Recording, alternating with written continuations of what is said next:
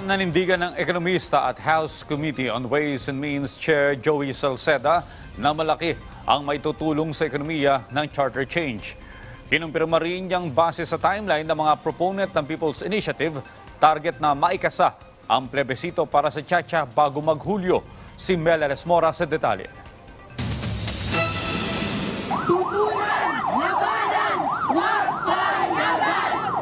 Sa kabila ng patuloy na pagtutol ng ilang grupo sa charter change, nanindigan si House Ways and Means Committee Chair Joey Salceda na malaki ang maitutulong sa ating bansa kung maamyendahan ang economic provisions ng 1987 Constitution. Kamakailan lang, tulad ng una ng ginawa ng Kamara, naghain na rin ng resolusyon ukol dito si Senate President Juan Miguel Zubiri na nakatuon sa pagpapaluwag ng patakaran sa sangay ng public utilities, basic educational institutions at advertising industry sa bansa. Pero kung si Salceda ang tatanungin, dapat ay palawakin pa ito bilang bahagi ng pagpapaunlad sa ating ekonomiya.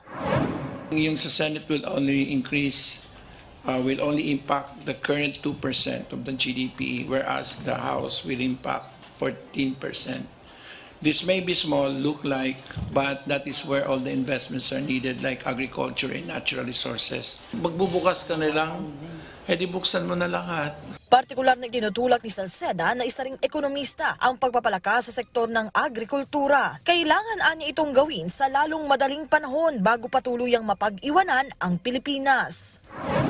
We should be data-based, we should be science-based, and of course, ang point naman dito we want to grow the economy because we're not falling behind. In 5 years, tatalunin na tayo ng Cambodia. In 10 years, tatalunin tayo ng Laos. Talo na tayo ng Indonesia.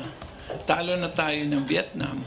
Kasabay naman ito, muling iginiit ni Salceda na hindi dapat pigilan ang pag-usad ng People's Initiative sa iba't ibang panig ng bansa. Kinumpirma rin niyang may ikinasa ng timeline ang mga proponent nito.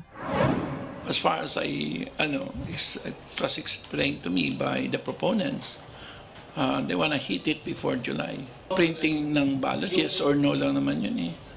Ang matatagal is the validation. Di bantayan nyo na lang yung validation ng COMELEC. So at every point naman, at saka we're not doing anything outside of the Constitution. I mean, this process is not doing anything outside of the Constitution. Ang ibig sabihin ba niyan, totoo ang kumakalat na target iregalo ng ilan ang Chacha para sa State of the Nation address ng Presidente sa Hulyo? That's not the point. The point there is it has to be reasonably actionable. That there's enough time before the 2025 elections. Ang kalaban ng timeline na yun is that by October, we will be filing already. Sa Lunes, balik sesyon na ang Kongreso, kaya't inaasang paiigtingin pa ng mga mambabatas ang kanilang mga hakbang para sa ikauunlad ng Pilipinas. Melares Mora para sa Bayan.